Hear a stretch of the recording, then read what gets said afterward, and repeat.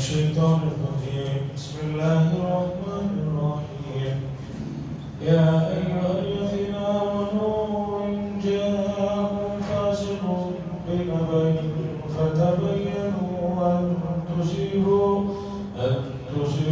قوما بجهالة فتصبحوا على ما فعلتم نادمين.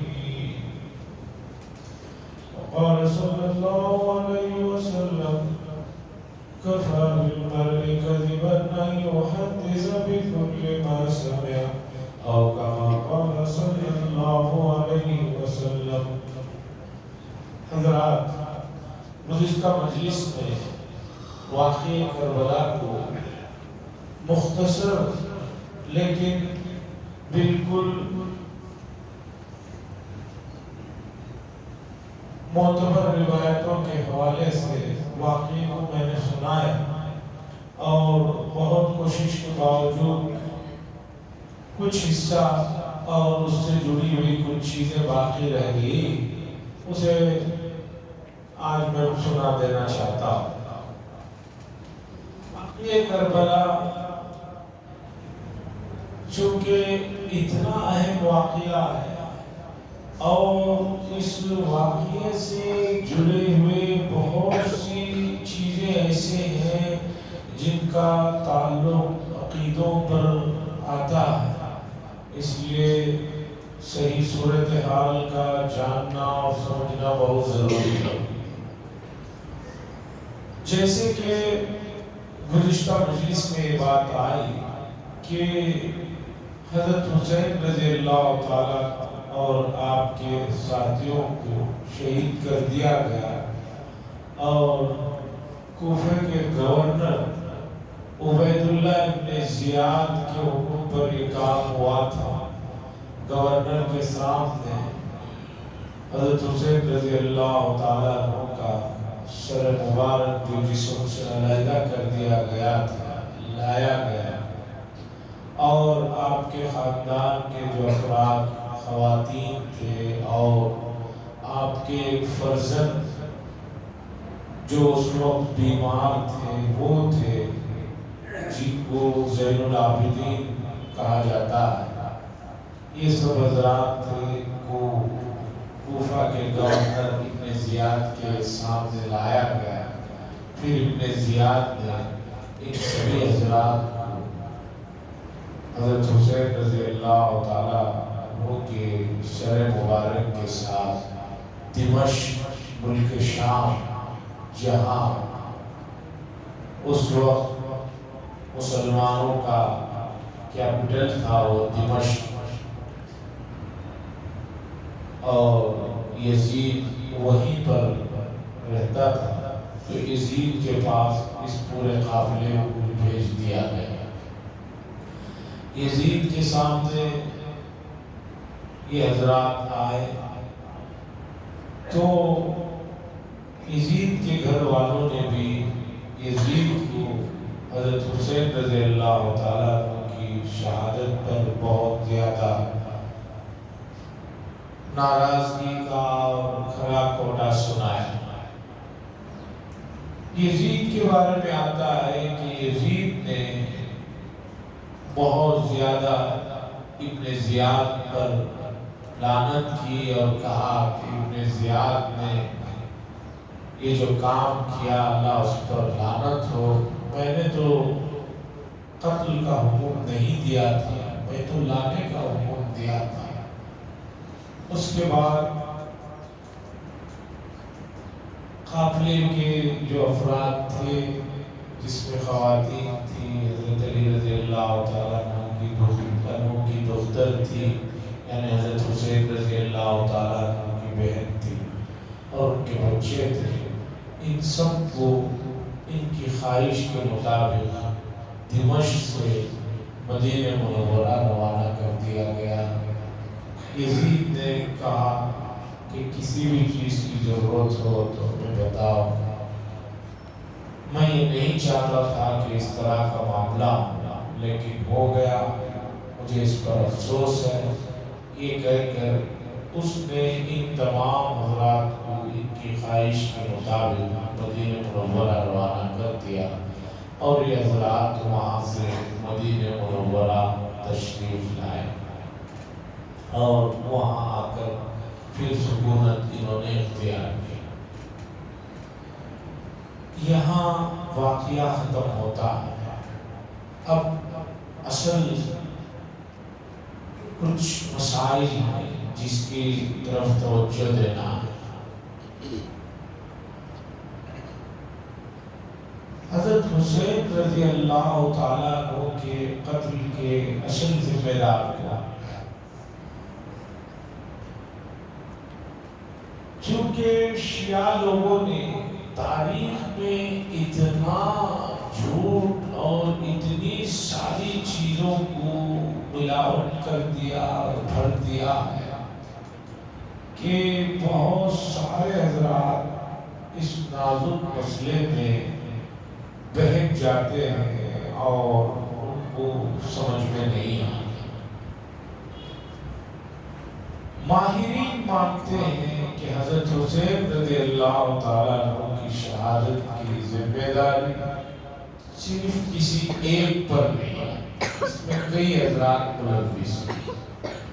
سب سے پہلے کوفہ والے، اہل کوفہ کے رہنے والے جنہوں نے خطوں پر خطوں کو لکھا، بوریاں بھر بھر کر کوفہ سے خط لکھ کر بھیجے تھے حضرت حسین رضی اللہ تعالیٰ عنہ کے پاس کہ آپ یہاں پر تشریف لائیں، ہم آپ کے ہاتھ پر بیعت کریں گے اور آپ کو اپنا بڑا مانتے ہیں۔ یہ جو لمبے چوڑے وعدے کیے گئے تھے، سب سے پہلے اہل کوفہ ذمہ دار،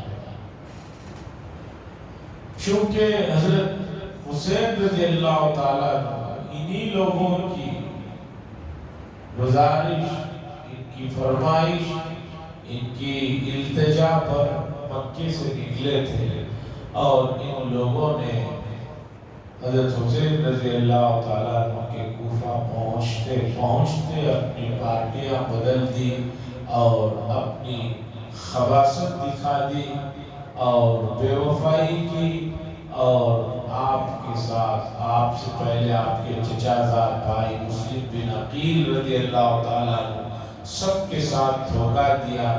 ایک آدمی ان لوگوں کا حضرت حسین رضی اللہ تعالیٰ عنہ کے ساتھ شریک ہے۔ دوسرے نمبر پر اس قتل کی ذمہ داری میں ابن زیاد جو کوفہ کا گورنر تھا، جس نے بہت ہی زیادہ شقاوت کی کے باوجود حضرت حسین رضی اللہ تعالیٰ عنہ کے کہنے کے کہ میں یزید سے بات چیت کروں گا، اس آدمی نے نہیں مانا، جنگ پر ابھارا اور جو ہے یہ مرحلہ پیش آیا۔ اس کے بعد عمرو بن سعد پر آتی ہے، اس کے بعد شمر ابن ذی الجوشن جو بڑا ہی خبیث آدمی تھا، اس آدمی نے بھی خباثت کی، کسی بھی طرح بات چیت پر مسئلہ ختم نہ ہو بلکہ حضرت حسین رضی اللہ تعالیٰ عنہ کی شہادت پر ختم ہو، اور وہاں بھی جنگ میں بھی جب مارے گئے تو سر کو الگ کرنے کا حکم اسی آدمی نے دیا تھا۔ اسی طرح اور بہت سے احباب ہیں جن لوگوں نے خباثتیں کی۔ رہ جاتا ہے مسئلہ یزید کا۔ تو تین طرح کے گروہ ہیں۔ ایک گروہ ہے جو یہ مانتا ہے کہ سب کچھ یزید ہی کی وجہ سے ہوا۔ ایک گروہ مانتا ہے کہ وہی یزید کا اس میں کچھ بھی ہاتھ نہیں ہے، اس نے تو صرف قید کر کے یا بیعت کر کے لانے کے لیے کہا۔ تیسرا گروہ ہے کہ یزید کو یہ بھی نہیں کہا جا سکتا کہ وہ اس میں ملوث نہیں ہے، اور نہ یہ کہا جا سکتا ہے کہ مکمل ملوث ہے، بلکہ اس کی بھی اس میں جو ہے کسی حد تک عمل دخل ہے کہ یزید نے کوفہ کے گورنر کو جب خط لکھا کہ حضرت حسین رضی اللہ تعالیٰ کو کسی بھی طرح بیعت ہی کرانا، تو یہ کیوں نہیں لکھا کہ اگر وہ نہ کریں تو ان کو قتل مت کرنا؟ تو اس کی ذمہ داری بھی ہے، یزید بھی قصوروار ہے۔ اصل میں مسئلہ صرف حضرت حسین رضی اللہ تعالیٰ عنہ کی شہادت سے ہے اتنا نہیں ہے، اس کے بعد یہ مسئلہ اور پھیل جاتا ہے۔ بعد میں کئی گروہ ایسے ہوئے کہ انہوں نے حضرت حسین رضی اللہ تعالیٰ عنہ کی شہادت کے بعد یزید پر تو ملامت کی ہی، آگے چل کر بعض صحابہ کرام پر بھی برا بھلا لکھ دیا۔ اور ہمارا اپنا یہ اہل سنت والجماعت کا عقیدہ ہے کہ صحابہ کرام رضی اللہ تعالیٰ علیہ مجمعین پر اس طرح کی کوئی جو ہے الزام تراشی کرنے کی اجازت ہے۔ یزید صحابی نہیں ہے، یزید صحابی نہیں ہے، اس نے حضور صلی اللہ علیہ وسلم کو نہیں دیتا ہے۔ ان کے والد معاویہ رضی اللہ تعالیٰ، لوگ جب شہادت حسین کا واقعہ شروع کرتے ہیں تو اس میں حضرت امیر معاویہ رضی اللہ تعالیٰ عنہ اور بھی بعض صحابہ کو لپیٹ میں لے لیتے ہیں۔ ہم کسی صحابی کو لپیٹ میں یا ان پر کسی طرح کی تنقید نہیں کر سکتے۔ یہ وہ حضرات ہیں کہ قرآن نے جن کے لیے سرٹیفکیٹ دیا ہے رضی اللہ عنہم ورضوا عنہ، اللہ ان سے راضی ہے، وہ اللہ سے راضی ہے۔ تو صحابہ کا مقام بہت اونچا ہے، احادیث اس سلسلے میں بڑے پڑے، لیکن یہ بھی ہمارا عقیدہ ہے کہ صحابہ انسان ہیں، ان سے بھول چوک ہو سکتی ہے۔ ایسا نہیں کہ وہ انبیاء ہیں یا فرشتے، ان سے بھول نہیں ہوئی، بھول چوک اجتہادی غلطی ہو سکتی ہے، لیکن اگر وہ بھول چوک اجتہادی غلطی ہوئی ہے تو وہ ان کا اور اللہ کا معاملہ ہے۔ ہم لوگوں کو اس میں پڑھ کر کسی بھی صحابی کو برا بھلا کہنے کی خطا اجازت نہیں۔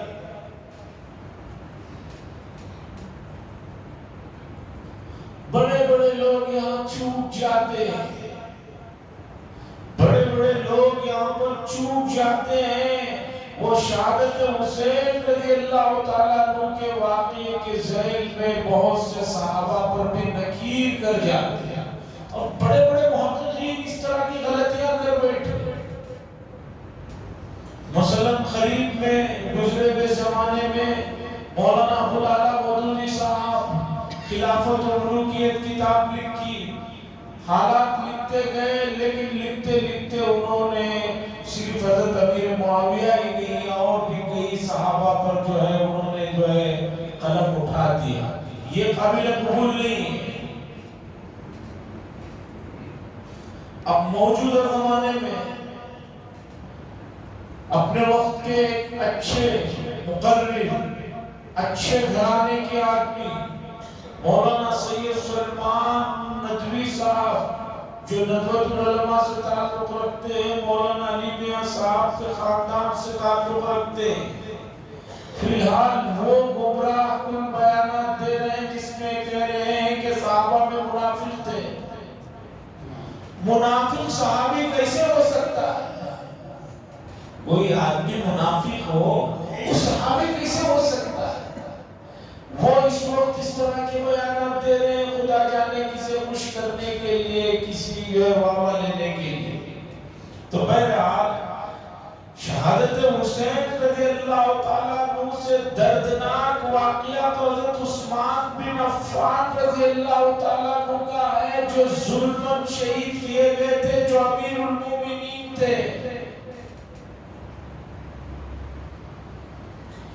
تاریخ کی دو معتبر کتابیں تبری ہے اور اسی طرح ابن اسیر عربی کی دو کتابیں ہیں۔ ان تاریخ کی کتابوں میں اس واقعے کے بعد کے حالات کو ایسے لمبی چوڑی خون چکان داستان بنا کر پیش کی گئی، ایسے ایسے بس قصے اس میں نقل کیے گئے جو عام طور پر سمجھ میں نہیں آنے والے۔ جب شہادت حسین کا واقعہ ہوا تو جو کچھ وہاں خواتین تھے اور بچے جو تھے حضرت حسین کے جو ایک بیمار تھے زین العابدین، ان کو لے جایا جا رہا تھا کوفہ۔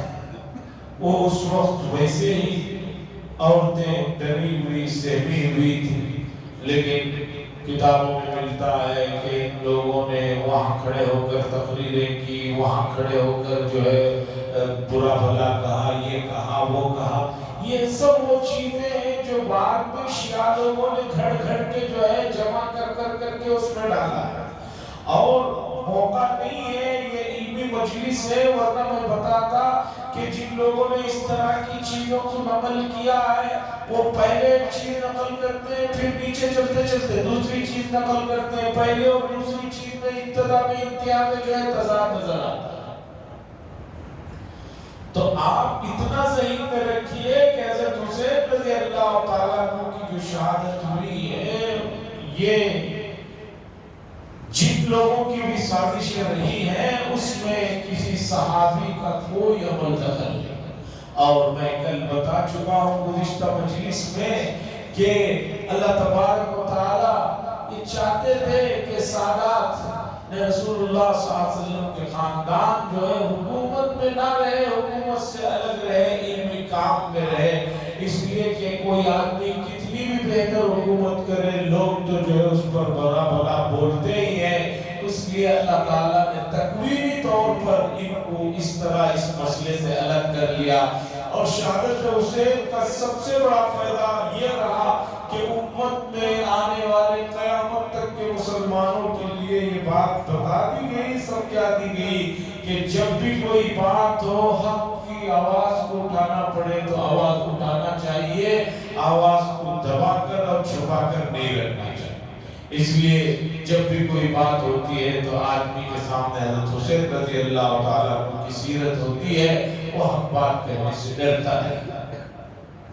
اور تیسری بات جیسے کہ ابن تیمیہ رحمہ اللہ نے کہا کہ شہادت بہت بڑا مرتبہ ہے، اور رسول اللہ صلی اللہ علیہ وسلم کے دو نواسوں کو اس مقام تک پہنچانا تھا تو حالات اس طرح کے بنتے چلے گئے، اور اللہ تعالیٰ جو ہے کوئی مقام کسی کو دینا چاہتے ہیں تو اس کے جیسے اسباب بنتے ہیں، اس وجہ سے یہ مقام ان کو ملنا تھا اور یہ حالات ہونے تھے، ہو گئے۔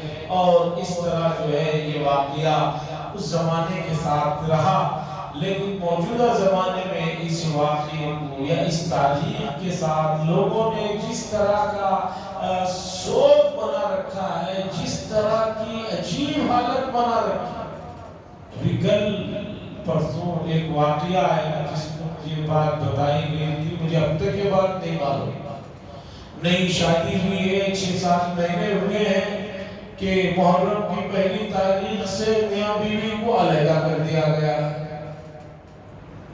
مسلمان ہیں، ان کا عقیدہ ہے کہ محرم کے مہینے میں میاں بیوی ایک ساتھ ایک کمرے میں مل کے نہیں رہ سکتے، اور خاص طور پر 9-10 محرم کو تو بالکل ہی نہیں رہ سکتے، ان کو علیحدہ رہنا ہے۔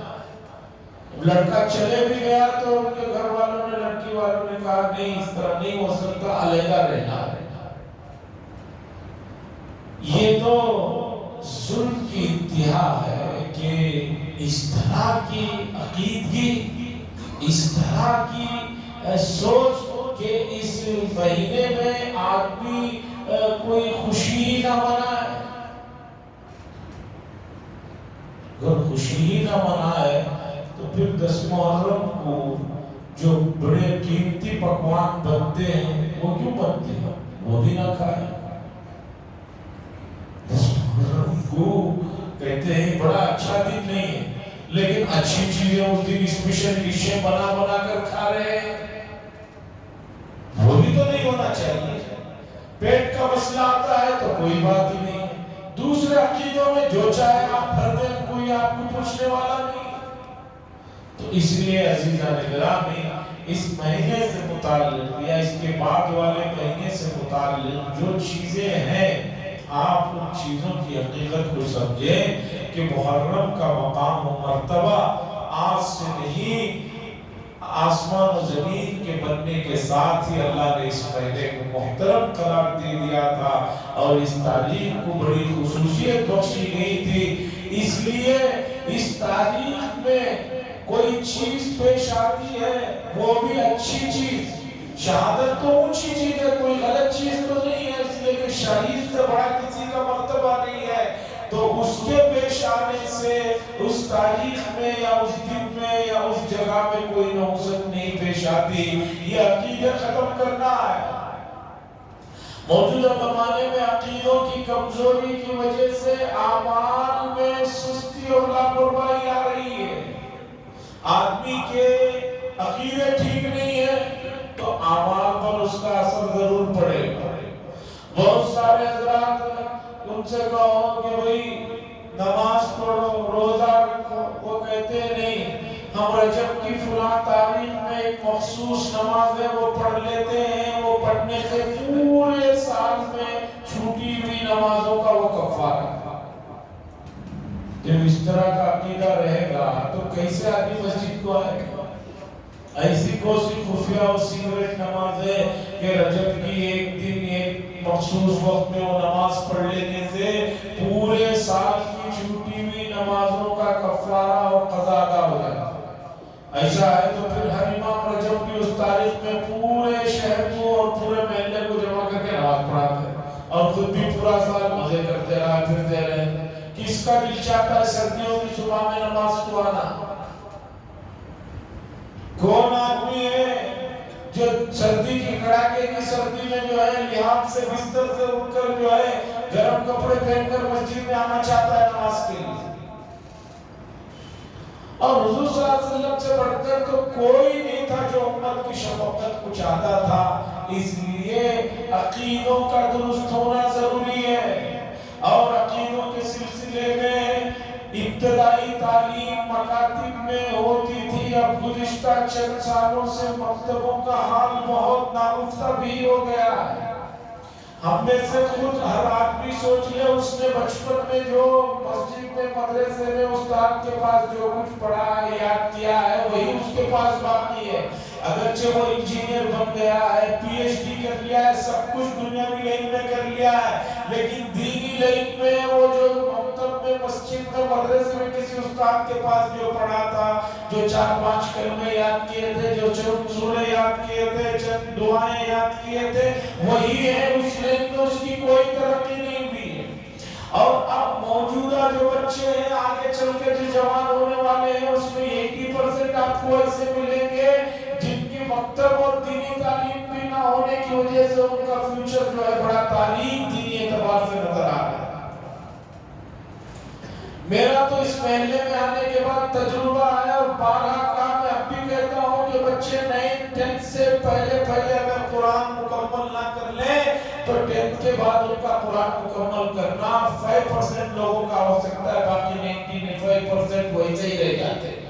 क्यों? 10th के बाद ट्यूसी वो इतनी बड़ी तालीम, सेकेंड वो इतनी बड़ी तालीम, फिर नीट का एग्जाम वो एक बड़ा पार्ट, फिर सीईटी का एग्जाम वो एक बड़ा पार्ट, उसके बाद फिर इंजीनियरिंग वो बहुत बड़ा पार्ट है, वो होते ही जॉब में लग गए या पीएचडी में लग गए, वो इतने बड़े पहाड़ है वो उन्होंने पार किया, फिर शादी हो जाती है, फिर आदमी के बीवी बच्चे हो, उसके बाद जिंदगी जो शुरू होती है फिर उस आदमी को कहीं फुर्सत ही नहीं। पहले में ऐसे बहुत से बच्चे जो इब्तिदा में हमारे पास पढ़ते थे जिनका कुरान मुकम्मल नहीं हुआ, मैंने उनसे कहा कर लो, उन्होंने कहा एसएलसी के बाद कर लेंगे, ट्यूसी के बाद कर लेंगे। अब जॉब कर रहे हैं, अभी भी बालों को पकड़कर पूछता हूँ तो पता चलता है कि उनका कुरान मुकम्मल नहीं हुआ।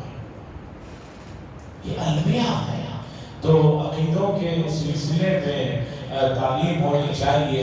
हजरत हुसैन रज़ी अल्लाह ताला और उनके बड़े भाई हजरत हसन रज़ी अल्लाह ताला, इनकी जो औलाद है, फिर इनके औलाद की जो औलाद है वो सादात कहलाते हैं, वो सैयद कहलाते हैं। फिर हमारे यहाँ का रिवाज ये है नाम के शुरू में सैयद लिखा जाता है और अरब के अंदर नाम के बाद قریشی کا لفظ لکھا جاتا ہے، جو اس بات کی پہچان ہوتی ہے کہ وہ سید ہے۔ انڈیا والے قریشی نہیں، انڈیا میں تو قریشی حضرات دوسرے لوگوں کو کہتے ہیں جن کا ایک خاص گوشت کا کاروبار۔ عرب میں کسی آدمی کے نام کے آخر میں خاندانی لقب رہتا ہے، مثلا سعد الغامدی، الغامدی، اسی طرح الحارثی، اسی طرح دوسرے بہت سارے نام رہتے ہیں، جیسے عبد الرحمن السدیس، سعود بن ابراہیم الشریف، المعطلی۔ یہ نام کے آخر میں وہاں خاندان کا لقب ہوتا ہے۔ انڈیا میں ہر چیز چونکہ وہاں سے الٹی رہتی ہے، مثلا ہمارے یہاں سوچوں کا انتظام دیکھیں، اب سوچ جو آگ کے لیے دبا ہوا ہے، یہ سعودی عرب میں آف کے لیے اس طرح رہتا ہے۔ ہمارے یہاں جو آف ہوتا ہے وہ آگ ہوتا ہے۔ پھر چاہے آپ ڈرائیونگ میں دیکھ لیجئے، ہمارے یہاں لیفٹ ہے تو وہاں رائٹ ہے، یا وہاں رائٹ ہے تو یہاں لیفٹ ہے، الگ ہے۔ ہمارے یہاں شروع میں نام لے کہتے ہیں بھئی سید ہے، شیخ ہے، اس طرح۔ ہاں خان لوگ نام کے آخر میں لکھتے ہیں، وہ ایک نام کے آخر میں لکھتے ہیں، تو یہاں خاندان کی پہچان کے لیے آخر میں لکھا جاتا ہے۔ اور قرآن میں بھی یہ بات کہی کہ خاندان کی جو جان پہچان ہے وہ صرف اس لیے ہے کہ آپس میں ایک دوسرے کا تعارف ہو سکے، ایک دوسرے کو سمجھ سکے، ورنہ اتنا زیادہ اسے سر پر چڑھا لینا، اتنا زیادہ اسے جو ہے یہ کر لینا، یہ بھی شریعت بات سے درست۔ میرے پاس ایک صاحب آئے، آ کر کہنے لگے کہ حضرت میرے لڑکے کے لیے رشتہ چاہیے۔ میں نے کہا کہ کوئی شرائط ہیں، کچھ ریکوائرمنٹس ہیں تو بتا دیجیے۔ تو انہوں نے 2 خاندانوں کا نام لے کر کہا کہ یہ 2 خاندان کی لڑکیاں ہیں۔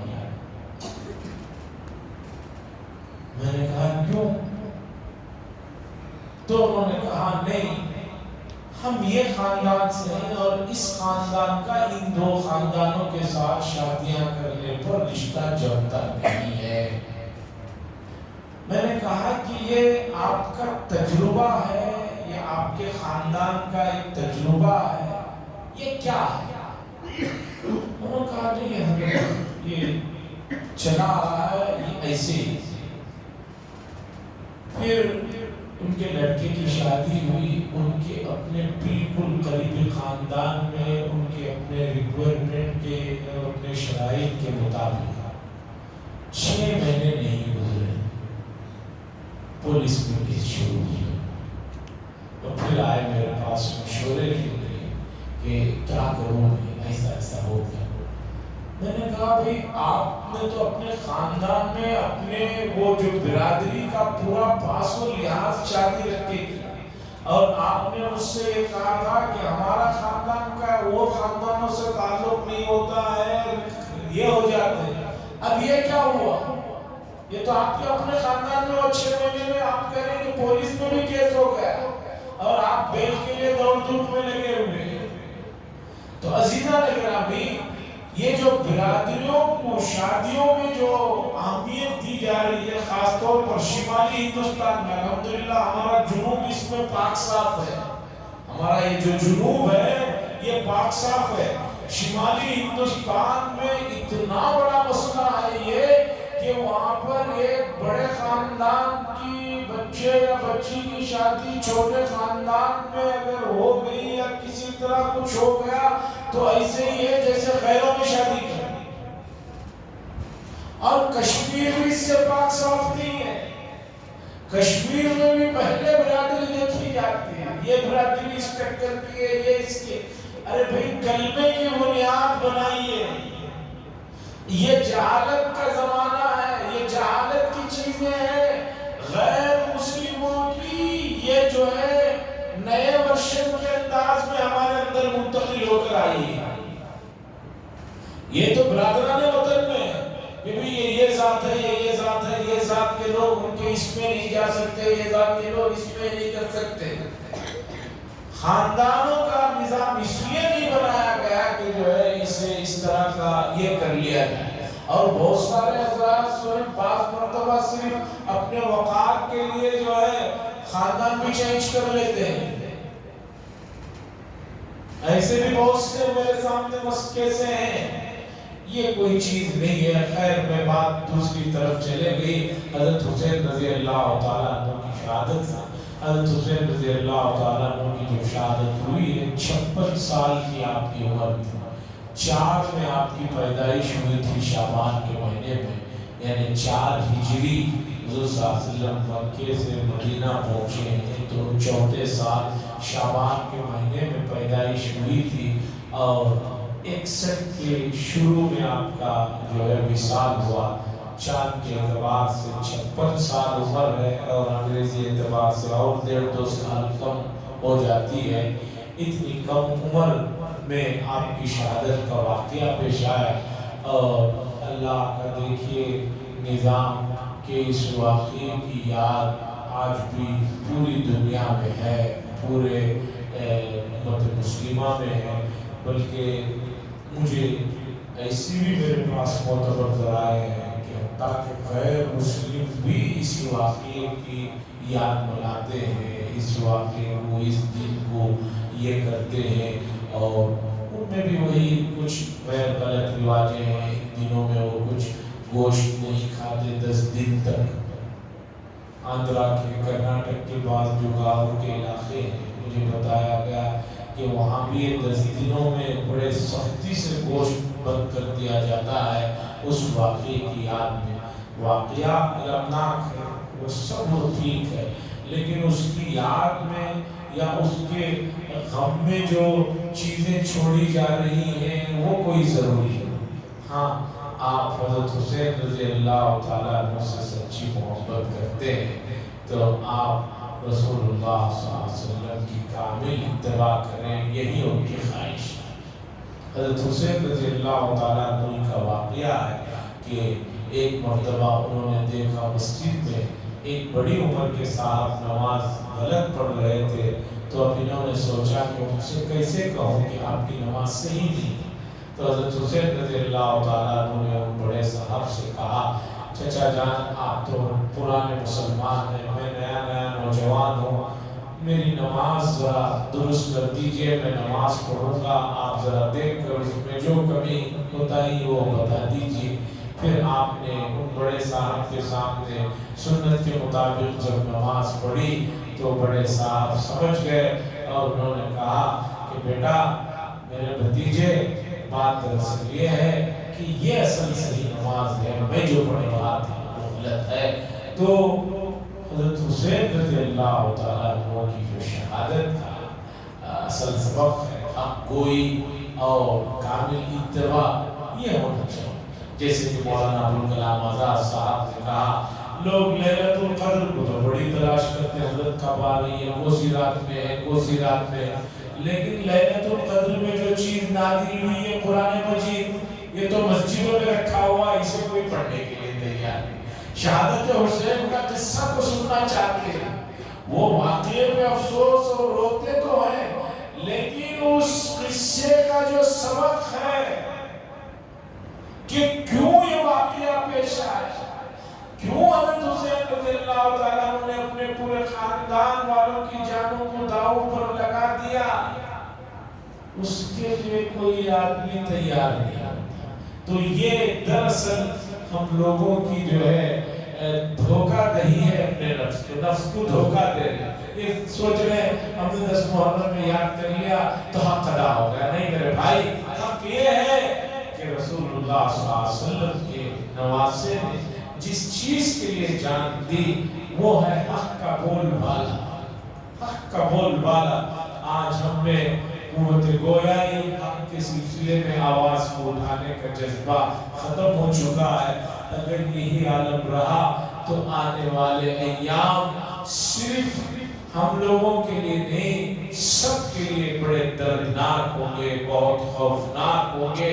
ظالم کھلے عام ظلم کرتے ہوئے پھرتے رہیں گے اور ہم لوگ کچھ نہیں کہیں گے، تو یہ سب کے لیے بڑا المیہ ہوگا. اللہ سے دعا فرمائے اللہ اس مسئلے کو سمجھنے کی اور اس کے تقاضوں پر عمل کرنے کی توفیق نصیب فرمائے. فرمائے. وآخر دعوانا الحمد لله رب العالمين. لك الحمد ولك الشكر يا الله. اللهم صل على سيدنا شفيعنا نبينا حبيبنا مولانا محمد وبارك وسلم. ربنا آتنا في الدنيا حسنة وفي الآخرة حسنة وقنا عذاب النار. صلى الله تعالى وسلم على خير نبينا محمد وعلى آله وصحبه أجمعين والحمد لله.